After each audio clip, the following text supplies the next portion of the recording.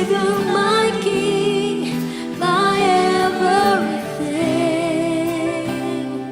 Oh, Jesus, you are the reason I live forever.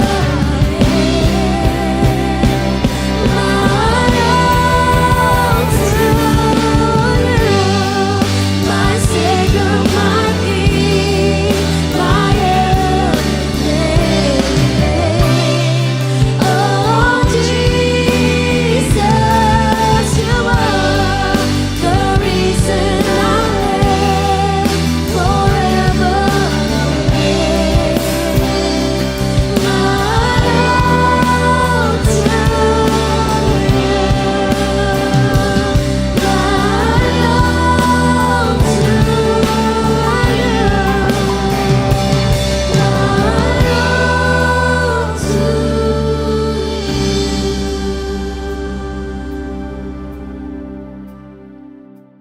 Praise God, purihin po ang Panginoon Diyos. Good morning, good noon, good afternoon, good evening. Nasaan man po kayong panig ng mundo ngayon, gusto ko po kayong batiin ng isang mapagpalang araw ng linggo.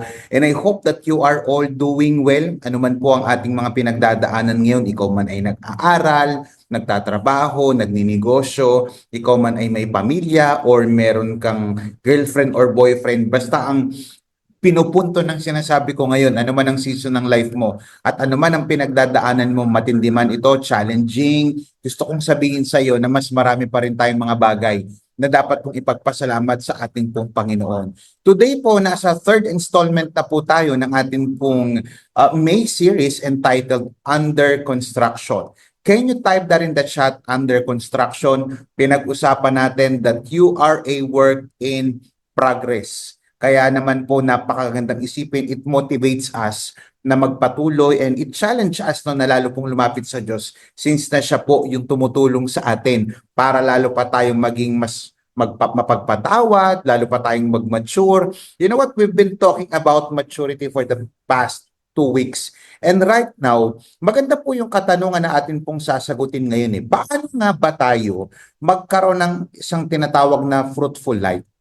Sa bawat lumilipas po na mga araw bilang po mga Kristiyano, lahat po tayo, we all long for a life that is meaningful and fruitful. I-type nyo nga po sa comment section, meaningful and fruitful. Yan yung katanungan na ating pong sasagutin ngayon. Paano nga ba ako mamuhay ng meaningful na kabuluhan at may kabuluhan at isang Kristiyanong fruitful? Marami kasi po mga Christian ngayon, meron po tayong tinatawag na misconception patungkol po dito. Akala ng iba kapag sinabi pong fruitful, para sa kanila ang fruitful, ito yung mga blessings, kagaya ng pera, success, magandang trabaho, komportable na buhay. Now, don't get me wrong, just for the record. Hindi po masamang magkapera. Hindi po masamang maging successful sa career, sa business. Hindi po masamang magkaroon ng magandang trabaho o komportableng buhay. Pero gusto ko pong sabihin sa inyo na biblically speaking, hindi po iyon ang tunay na meaningful and fruitful life as far as Christian faith is concerned. Ang tunay po na bunga ng pananampalataya ay hindi po kasi nasusukat sa mga material na bagay lamang po. Now, paano nga po ba ako magkakaroon, Pastor Paul, paano po ako magkakaroon ng more fruitful life? Now, pag-usapan po natin yung John chapter 15, verses 1 through 8. Basahin ko yung mga passage and then later I'll explain the context. Sabi po ng John chapter 15, verse 1 hanggang 8, basahin po natin. Ito po ang sinasabi ng NIV. Sabi ng Bible, I am the true vine, and my Father is the gardener. Verse 2, He cuts off every branch in me that bears no fruit, while every branch that does bear fruit, He prunes so that it will be even more fruitful. Verse 3, You are already clean because of the word I have spoken to you. Verse 4, Remain in me as I also remain in you. No branch can bear fruit by itself. It must remain in the vine. Neither can you bear fruit unless you remain in me. Verse 5, I am the vine, you are the branches. If you remain in me, and I in you, you will bear much fruit. Apart from me, you can do nothing. Sabi po ng verse 6 pa rin, verse 6, if you do not remain in me, you are like a branch that thrown away and withers. Such branches are picked up, thrown into the fire and burned. Verse 7, if you remain in me and my words remain in you, ask whatever you wish and it will be done for you. Verse 8, this is to my Father's glory that you bear much fruit, showing yourselves to be my disciples. Purihin po ang Panginoon sa pagkakabasa ng kanyang banal at makapangyarihang salita. I-type nga po muna natin sa comment section. Praise God. Ito pong John chapter 15 verses 1 through 8 ay parte po ng farewell discourse po yan ni Jesus Christ. Ito pong I am the true vine. Kung titignan po ninyo yung certain passage na yan, ito po yung pampito at final na I am statement ni Jesus sa gospel po ni John. At ang John chapter 15 verses 1 through 8 ay bahagi ng huling mga tagubili ni Jesus Christ sa kanyang mga disciples bago po siya ipako sa krus. Tinatawag po itong farewell discourse. Ito po yung mula John chapter 13 hanggang John chapter 17. 13, 14, 15, 16, 17. Dito ibinuhos po ni Jesus Christ yung kanyang puso, preparing His disciples kung paano mamuhay kahit wala siya physically sa piling ng mga disciples. Para kahit wala si Jesus Christ physically, spiritually connected pa rin sila kay Jesus Christ. Kaya po gumamit si Jesus Christ ng metaphor ng vine and branch. Ginamit ni Jesus Christ yung isang imagery, patungkol po sa puno ng ubas. Karaniwang, bakit po yan yung ginamit ni Jesus Christ? Sapagkat karaniwang tanawin po yan sa Israel. At para ipakita po ito, yung relationship ng Diyos, si Father, si God the Son, si Jesus Christ, at saka yung mga followers niya. So basically, ang sinasabi lang ni Jesus Christ dito, siya yung tunay na puno ng ubas. Wala nang iba. Pangalawa, yung ama niya, si God the Father, siya yung taga-alaga o yung tinatawag po natin sa gardening na hardinero. At tayo naman po, kanyang mga followers, tayo po ay yung kanyang mga sanga. Ipinapakita po dito na kung hiwalay tayo kay Jesus Christ, sinasabi niya sa mga disciples niya, kung hiwalay kayo sa akin, hindi kayo mamumunga. Hindi kayo magiging fruitful. At ang buhay ninyo ay magiging meaningless, hindi meaningful. Pero kung mananatili kayo sa akin, doon kayo magiging tunay na mabunga. Now, si Jesus Christ, tinuturuan niya po yung kanyang mga disciples ng pagiging fruitful at pagkakaroon ng buhay na meaningful. Jesus was teaching His disciples that true fruitfulness comes only from remaining in Him, sa pamamagitan ng pananatili sa Kanya. At yung those who do not remain, sinasabi ni Jesus Christ, ay gagawing panggatong. Ito yung mga taong seemingly connected sa Kanya, pero spiritually lifeless and unproductive. So basically, kung isa-summarize natin yan, nagtuturo itong passage na to ng isang buhay na mabunga or isang fruitful Christian na kung saan magiging fruitful ka at magkakaroon ka ng meaningful Christian life sa pamamagitan ng intimately connected kay Jesus Christ. Why? Kasi siya po yung ating source ng ating buhay, ng growth, at even ng ating purpose. At kapag tayo po ay tunay na nakakonekta kay Jesus, doon po tayo tunay na mamumunga para sa kalwalhatian ng ating Ama. Now, tignan nyo ha, pansinin ninyo na si Father, ginamit ni Jesus Christ itong si Father, dinedescribe niya yung kanyang Ama na expert farmer. Siya po yung nagkukultivate, nagtatanggal, at nagpapalago dito. Now, join me sa ating pong pag-uusapan sa umaga tanghali hapong ito na 3 ways to live a more fruitful life. Yung tatlong kaparaanan para mamuhay tayo ng mas malago, mabunga at meaningful na buhay. Kung gusto mo na ikaw yung tipo ng Christian, maunawaan mo ano ba yung fruitful na buhay, ano ba yung meaningful na buhay, at paano ako magiging fruitful pa, paano magiging malago ang aking Christian life, paano magiging makabuluhan ang aking Christian life, mag-type ka ngayon ng amen. Get ready because we are about to journey sa at least tatlong paraan para magkaroon po tayo ng fruitful life. Now, tignan niyo po ito. Number 1, sabi po ng verse 2, sabi ni Jesus Christ, He cuts off every branch in me, He, meaning the Father, Pinuputol niya po yung mga bunga o yung mga sanga in me that bears no fruit. Uy, may putulan na nangyari. Number one, importante, if you want to have a fruitful life, a meaningful life sa iyong Christian life, number one, you need necessary endings. Pwede po bang i-type natin sa ating comment section, necessary endings? So the question is, what exactly does Jesus mean by bear much fruit? Ano yung fruit na tinutukoy po dyan ni Jesus Christ? Yung Greek word po ng fruit dyan ay karpos, na ang ibig sabihin ay fruit, result, outcome, or product. Sa Bible po makikita nyo, marami pong number of verses na nag-identify ng at least dalawang fruit na pwede nating malaman ngayon. Ano yung fruit na sinasabi dyan ni Jesus Christ? Una, yung righteous living. Uy, buhay na matuwid. Makikita natin yan sa mga Gospels, sa mga epistles din ni Apostol Pablo, sa Galatians, sa Philippians, sa James, na yung fruit na ito po yung matuwid na pamumuhay. Meaning yung ating character. Can you type that in the chat, character? Pangalawa po, na fruit na tinutukoy dyan, ay yung mga tao na na-win o nag-surrender ng buhay nila kay Jesus Christ. Meaning, people want to Christ. Yung mga na-convert, yung mga na-born again, yung mga naging beginners, yung pinag-usapan natin last Sunday. Ito po yung mga tao na nako-convert, hindi by religion, kundi by heart, nagkakaroon po sila ng relationship kay Jesus Christ. So, character, itype niyo po sa comment section. Ang ibig sabihin po ng fruit niyan, para sa mas mabilis po na explanation, yung fruit na tinutukoy po dyan ni Jesus Christ, yung fruit po ng converts and character. Type niyo po sa comment section, character and converts.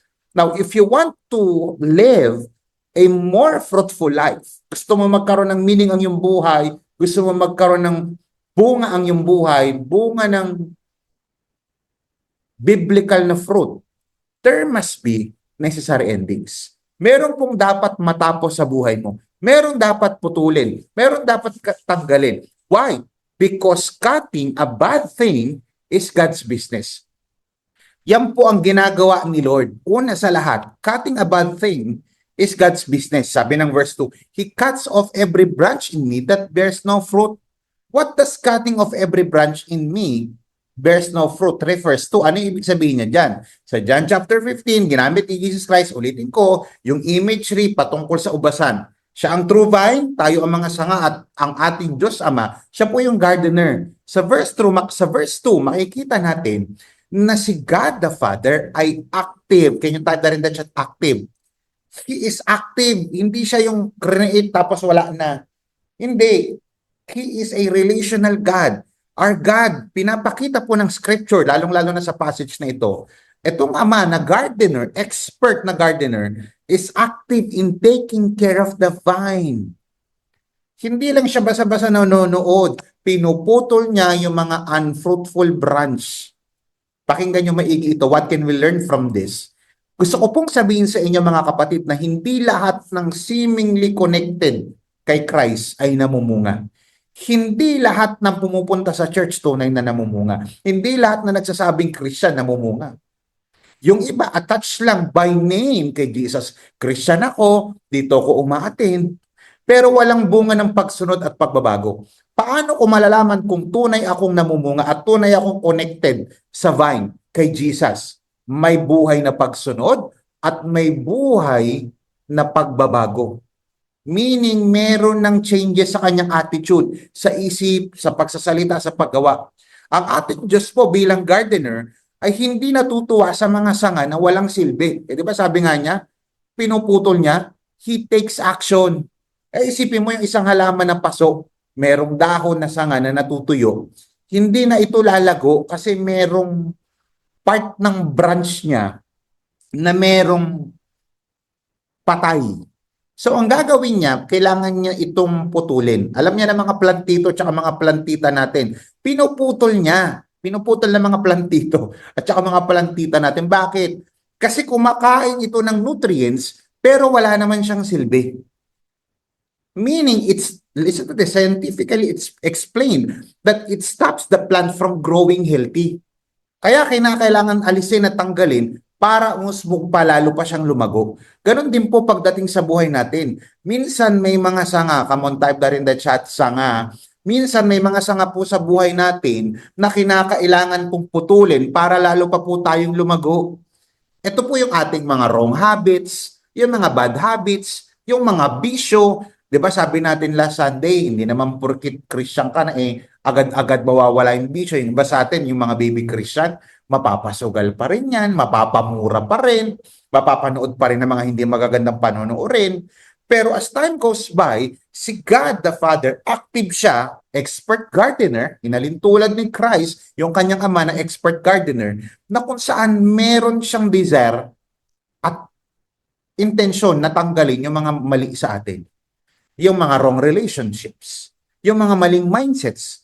Itong mga sanga na ito na hindi na nakakatulong, yung kinakailangan po siyang putulin. Why? Kasi hindi po ito nakakatulong sa ating spiritual growth.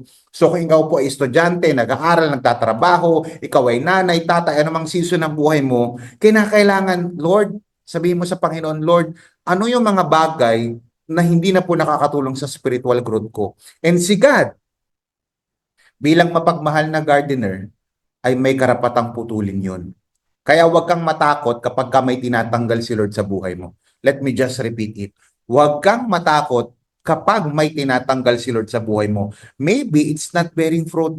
Minsan ito po yung mga relationships, opportunities, or even ministry nga tinatanggal sa atin. Not because God is punishing us, but because He is pruning or cutting what is not fruitful in our lives.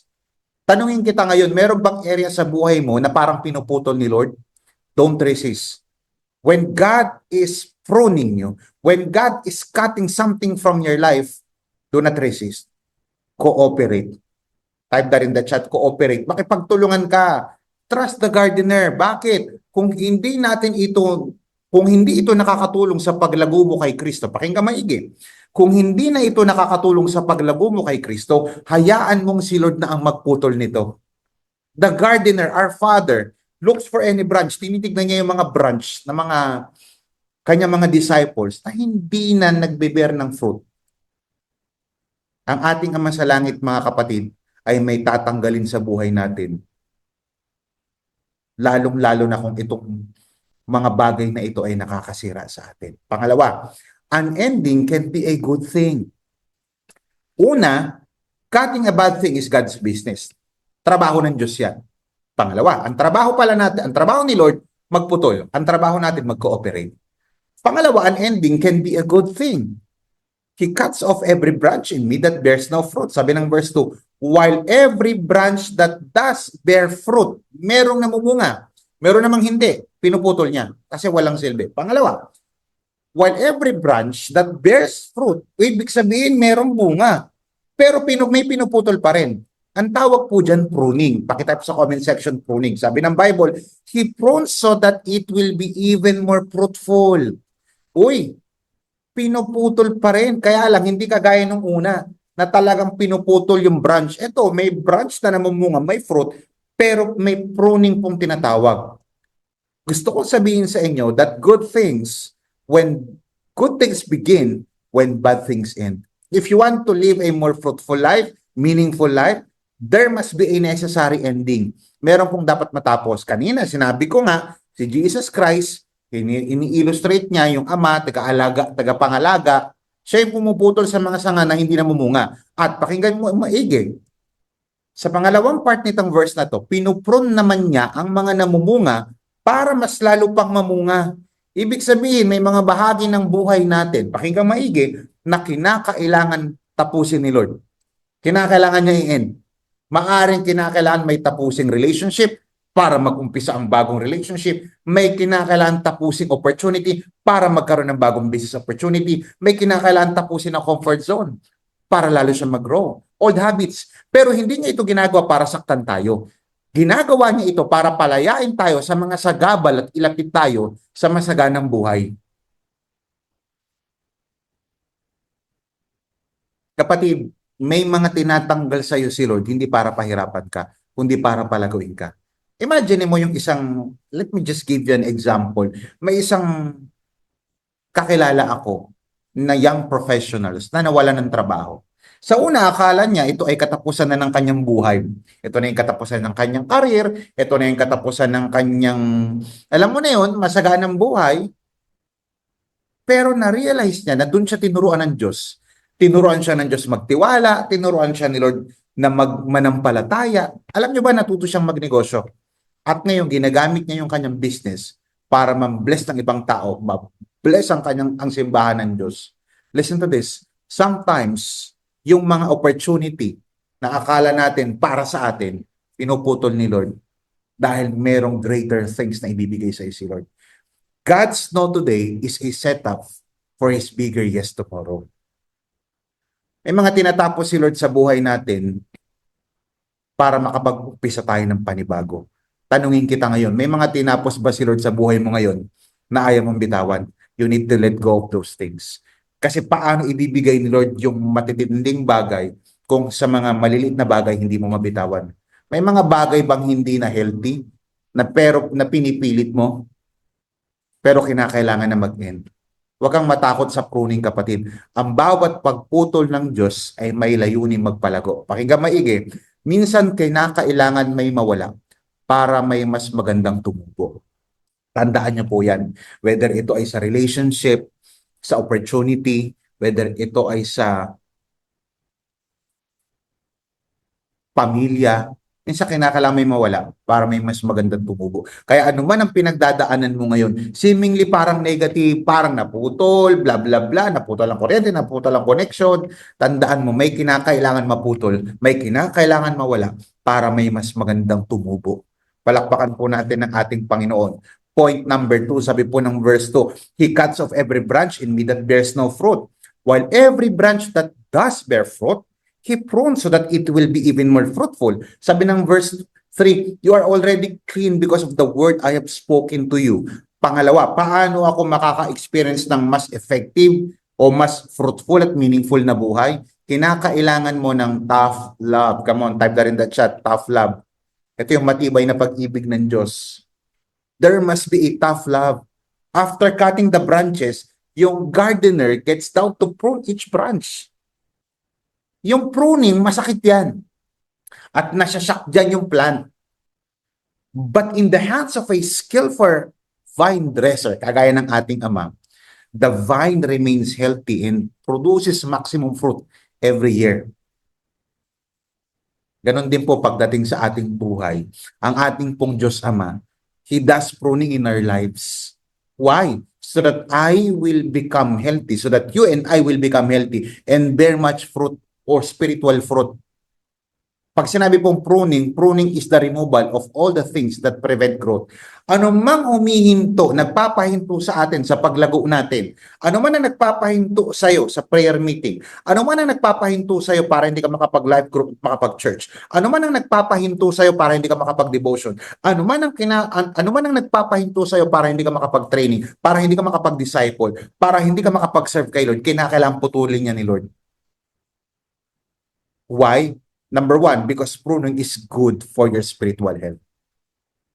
Ang pruning po, mabuti po yan sa ating spiritual na pangkalusugan. Why? Kasi po, bakit may pruning? Come on, type na rin the chat. Bakit? Ang pruning, kinakailangan gawin niya ng gardener, pakinggan maigi, scientifically explained, para po mag-stimulate ng growth. Yung vine dresser po, siya po nagsishape niyan para po mag-produce pa po siya ng quality at concentrated at flavorful na mga grapes. Kaya sinabi ni Jesus Christ, sinabi niya na kahit namumunga yung sanga, kinakailangan pa rin siyang i-prune para mas lumabas pa yung mas ikagaganda pa na bunga. Kaya kapatid, bakit minsan nagsiserve naman ako kay Lord? Nagdi-disciple naman ako. Nag-i-invite naman ako sa church, nagbibigay naman ako ng tapat sa Diyos, sumasamba naman ako, without a doubt, I am obeying God, with humility, by God's grace, dinedeclare ko to. Sa buhay ko na talagang nakikita ko na talagang nag-serve ako kay Lord, ipinaglalaban ko yung aking pananampalataya, bakit pa rin ako nakakaranas ng mga ganitong bagay? Kapatid, kung sumusunod ka sa Diyos at dumadaan ka sa pain, sa correction, at season na pagputol ng ilang mga bagay sa buhay mo, hindi ka pinaparusahan ni Lord. kundi pinapalago ka ng Diyos. May mga pagkakataon po sa buhay natin na may tinatanggal siya ng mga bagay at mga tao na hindi na nakakatulong para lalo ka pang lumago. Maaaring ito po ay career, o maaaring career opportunity, maaaring toxic relationship, nag-grow ka na spiritually, tapos may toxic relationship, tinatanggal ito ni Lord. Or even comfort zone. Hindi ginagawa ito ng Diyos para pahirapan ka, para parusahan ka, kundi dahil gusto niya na ihanda ka sa mas mabungang season mo. I don't know kung ano yung season mo ngayon.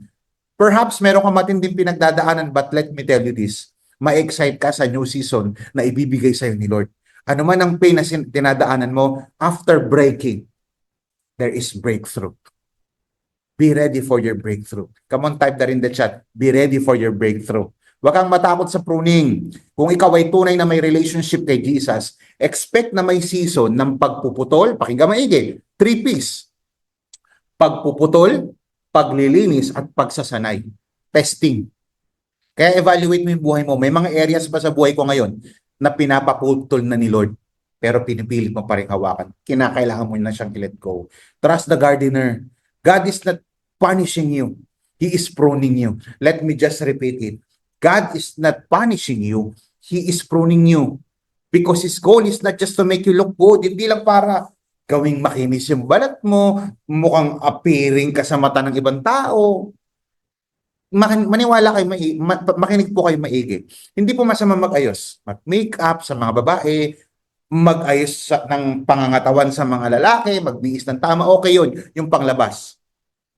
But God's goal, our Father's goal, is not just for us to look good outside, but to make us grow deep at mag-bear ng fruit, to bring glory to His name. Remember, meron pong dalawang ibig sabihin ng fruit, yung character natin, yung pag-uugali, inaayos ni Lord. Pangalawa, yung converts na makapagdala tayo ng mga kaluluwa sa kanyang kaharian.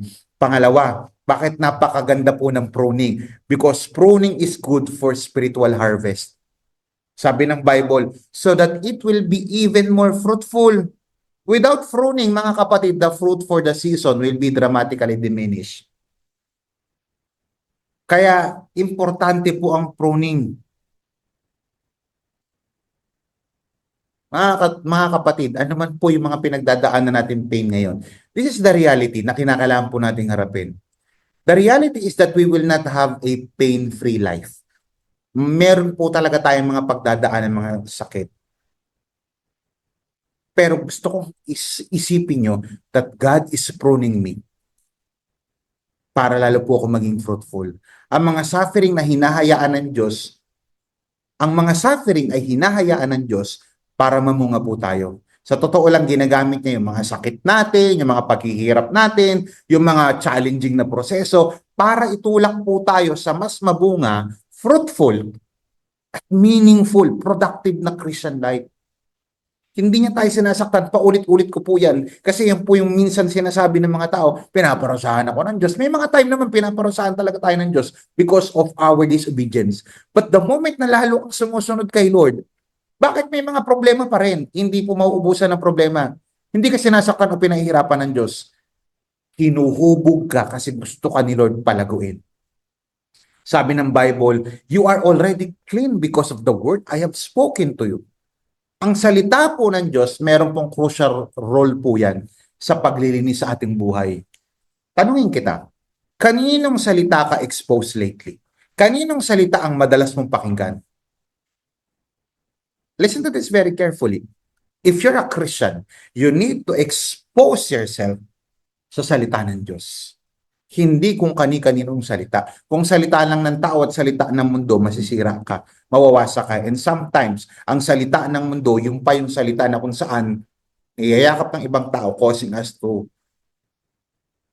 drift away from God. Yung mapalayo tayo sa Diyos. Ulitin ko, kaninong salita ka exposed lately?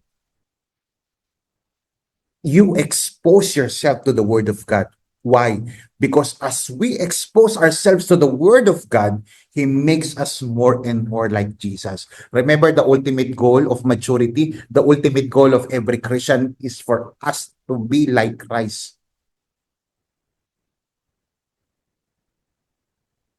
meron dapat present sa buhay mo at meron na dapat putulin at dapat may absent na sa buhay mo. Ang word ni Lord, minsan mabigat yan. Minsan mahirap tanggalin o tanggapin. Minsan masakit. Pero laging nakakatulong ang salita ng Diyos sa pag-aayos ng buhay mo. Pwede po bang palakpakan natin ang ating Panginoon? That's the tough love of God. Masakit, matindi, challenging, pero yung pag-ibig ng Diyos, hindi yan nangungunsinting. Nag-aayos pa po lalo yan ang buhay. Palakpakan po natin ang ating Panginoon. Punta po tayo sa third point. Sabi po ng verse 4, remain in me as I also remain in you. No branch can bear fruit by itself. Oo nga no, hindi mamumunga yung isang sanga kung hindi ka connected sa puno. It must remain in the vine. Kailangan manatili ito sa puno. Neither can you bear fruit unless you remain in me. Sabi ng verse 5, I am the vine, you are the branches. Ako ang puno, kayo ang sanga. If you remain in me and I in you, you will bear fruit. Mamumunga ka, anong fruit yan? Character formation, pagbabago ng buhay, at pag-reach out ng ibang buhay. Character converts. Apart from me, you can do nothing. Pangatlo, if you want to experience a more fruitful Christian life and meaningful Christian life, importante ang mutual connection. Type that in the chat, mutual connection. Ang NIV, ginamit po niya yung remain. Yung ibang version naman, kagaya ng NRSV, ESV, tsaka ng King James Version, abide naman ang ginamit. Pero isa lang ibig sabihin niyan sa Greek, mino. Ang ibig sabihin niyan, remain, stay. To remain, manatili ka, magpatuloy ka. Kaya importante po sa relationship ang magpatuloy. Type nyo nga po sa comment section, magpatuloy ka. Why? Ano itsura? Bakit kinakailangan ko magpatuloy? Una, because mutual connection is consequential. If you do not remain in me, kung hindi ka mananatili sa akin, pakinggan nyo maigi, si Jesus Christ ang nagsabi niyan, you are like a branch. Punta na tayo sa verse 6 ha. You are like a branch that is thrown away and withers. Kung hindi ka mananatili sa akin, matutuyo ka. At ang tanging kagamitan mo o pagkakagamit lang sa'yo ay panggatong. Sa Tagalog, kung ilalagay natin sa pananalita natin, ang isang kahoy, punong kahoy na hindi na namumunga, matutuyo, malalaglag at magiging panggatong. Such branch are picked up, di ba? Malalaglag. Thrown into the fire and burned. Tawag natin dyan mga taong panggatong. Wala nang silbi in a sense, pero in one sense, ang silbi na lang nila, hindi na according to sa pagkakadesign sa kanila. You are like a branch that is thrown away and withers.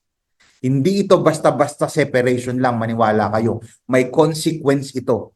May consequence ang buhay ng taong malayo sa Diyos. May consequence, pakinggan nyo maigi, sabi ng Bible, sapagkat ang kabayaran ng kasalanan ay kamatayan. That's according to Romans chapter 6 verse 23. Yung separation na tinutukoy sa Bible, hindi lang ito basta physical na separation. It is eternal separation. Kapag ka ang sanga ay nahiwalay sa puno, natutuyo ito, nawawala ng silbi at sinusunog. Kaya nagtuturo po ang Bible ng tinatawag na mutual connection. Ang isang tao na malayo sa Diyos, walang silbi sa kaharian ng Diyos. Kaya kung tunay kang connected kay Jesus, dapat may silbi ka sa kanyang kaharian. May silbi ka sa church, may silbi ka sa kanyang gawain. Mga kapatid, yan ang brutal na katotohanan. Tinuturo po ng Bible yung mutual connection. Tayo kay Jesus at si Jesus Christ sa atin. Hindi lang ito para sa blessing. Ito ay patungkol sa spiritual survival. Ang isang taong hindi connected ng totoo kay Jesus Christ, he or she will not survive in this dark and rotten world. Ang isang taong hindi tunay na connected kay Jesus Christ, fruitless, unproductive. Sabihin ko na yung term, walang silbi. Yan ang sinasabi ng Bible. Kaya isipin mo yung charger mo, kahit gaano kamahal yung cellphone mo, kahit gaano kaganda yung mga specs ng phone mo, kahit marami pa itong pagkakagamit, kung hindi siya nakakonekta sa source, mamamatay. Kaya pansinin mo, uy, ang ganda ng cellphone mo ha. Ganda ng specs, ganda ng pang-picture, pang-vlog. Pero kung ang cellphone mo patay, hindi mabuksan kasi battery, hindi lang low bat, empty. Wala talaga, hindi mo na mabuksan. wala siyang saysay, wala, ano pa silbi niyan? Ganon din pagdating po sa ating spiritual life. Kahit marami kang talento, kahit ang galing mong kumanta, kahit ang talino mo, kahit mayaman ka pa, kung hindi ka connected kay Jesus Christ, meaningless ang buhay mo, unproductive ang buhay mo. Kung wala kang real connection kay Jesus, eventually, mawawala ang spiritual energy mo. Kaya just because you are going to the church, just because you are raising your hands doesn't mean you are connected to Jesus. See to it that you are really connected, genuinely, legit ang yung connection kay Jesus Christ. Ang charger at ang phone ay decide to connect. Kapag ka-disconnected dyan, hindi gagana ang purpose nila. Ganon din po pagdating kay Kristo. Check your connection.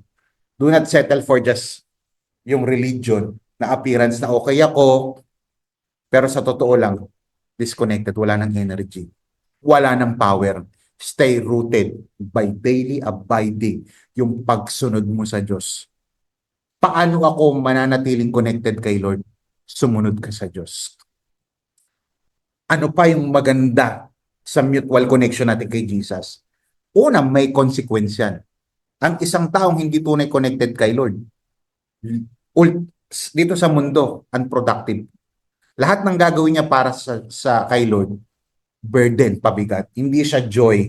Bakit? Hindi ka naman talaga connected kay Lord. Ultimately, ang isang taong hindi connected kay Lord, separated siya for eternity. Meaning, papunta siya ng impyerno. Pangalawa, maganda sa mutual connection, beneficial.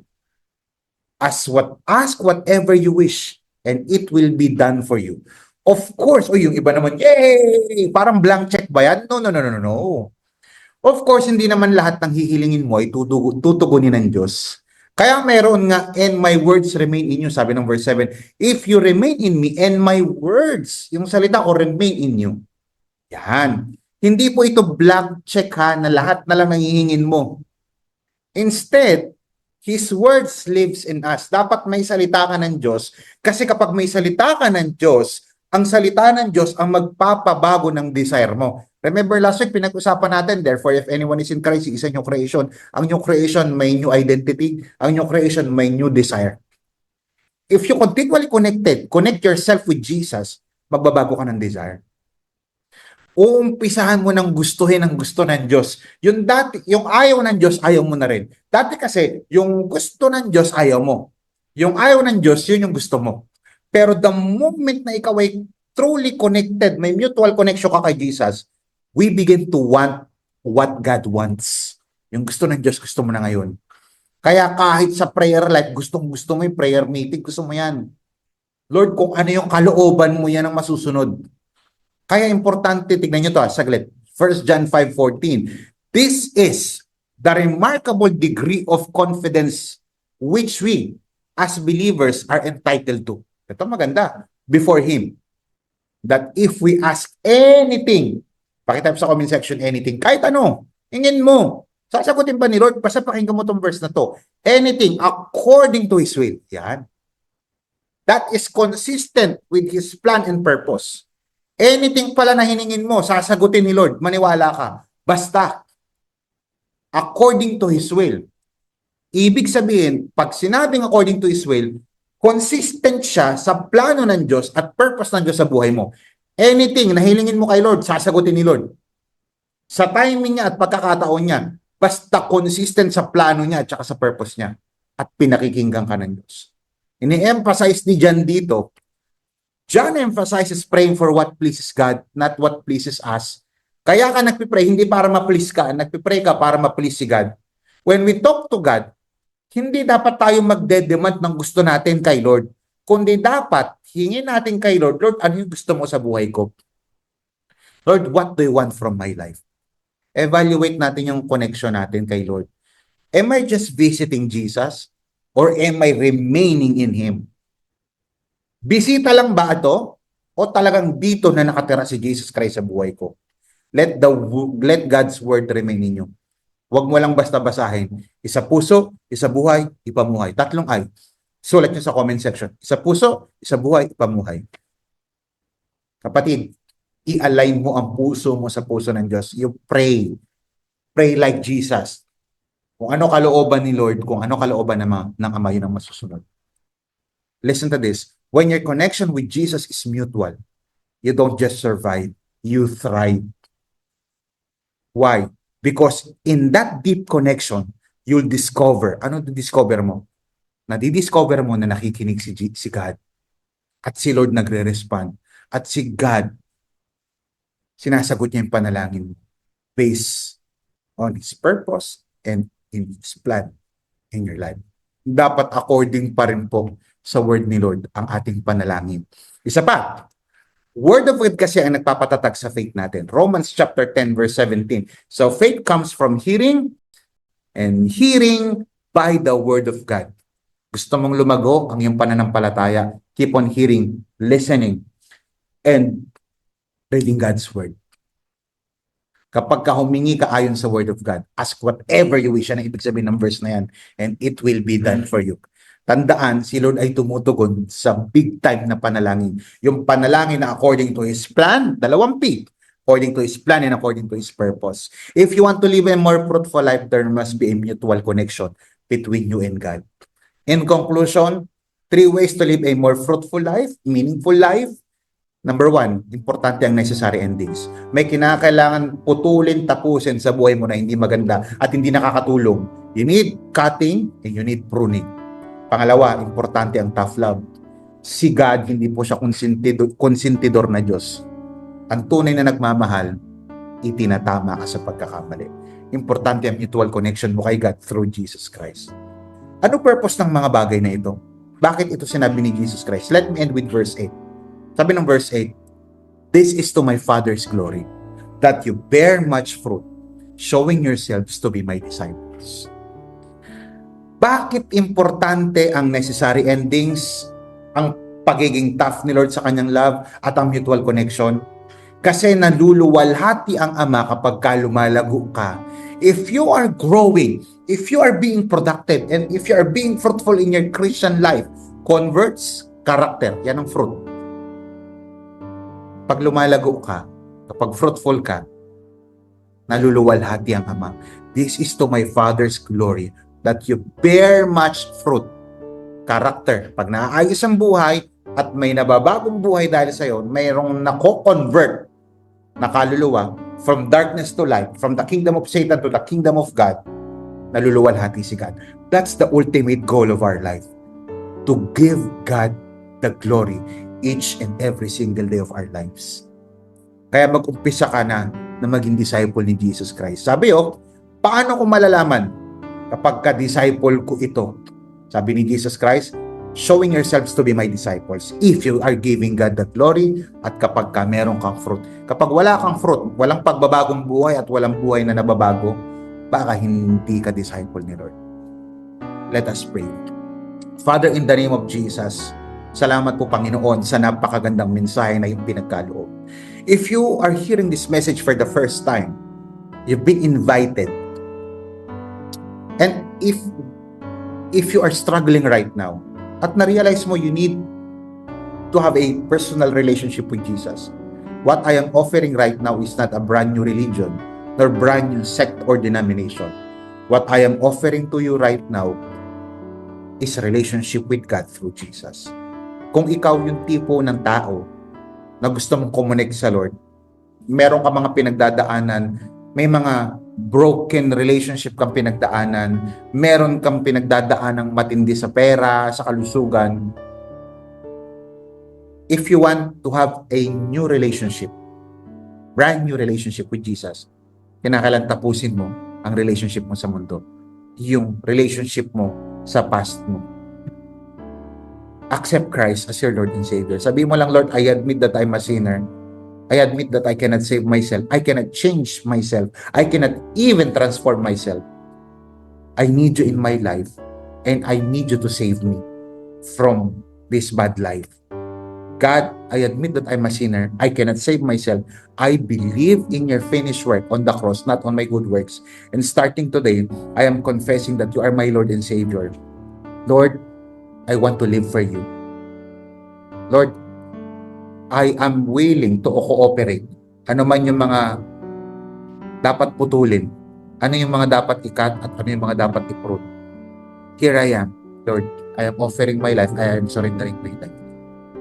Kung ikaw naman ay matagal ng Christian at meron kang matinding pinagdadaanan ngayon that causes your connection with Jesus become broken, yung fellowship mo, God wants to restore you right now. God wants to heal you. God wants to provide peace to you. God wants you to experience breakthrough. But first, you need to be broken. Lord, salamat sa pagbabasag niyo po sa aming puso, sa aming finances, sa aming buhay. Panginoon, mingi po kami ng tawad sa aming mga pagkakamali. And starting today, as you repent before God, God is restoring you, healing you, and providing peace in your life. Kaya kang baguhin ni Lord. Cooperate. Character. Kaya kang gamitin ni Lord para mag-convert siya ng maraming tao sa kanyang kingdom through your life. Kaya mo maging disciple. Kaya mo maging disciple. Kaya mo mag-invite. This is your breakthrough. Receive it in Jesus' name. Amen and amen. Maraming salamat po sa inyo pong pakikinig. At I hope na marami po tayong natutunan. Kindly, meron po akong favor sa inyo. Kung ikaw ay nakakapakinig ngayon, please do share this stream. Because naniniwala ako napakaganda ng mga mensaheng binibigay natin sa mga mananampalataya at mga tagapakinig natin. Deserve nila. Kung sa tingin mo na blessed ka ngayon, deserve nila ang mapakinggan ang life-transforming message na ito. Pagpalain po kayo. See you next week as we end our May series entitled Under Construction. Pagpalain po kayo ng Panginoon. This is Pastor Paul Balgos. God loves you.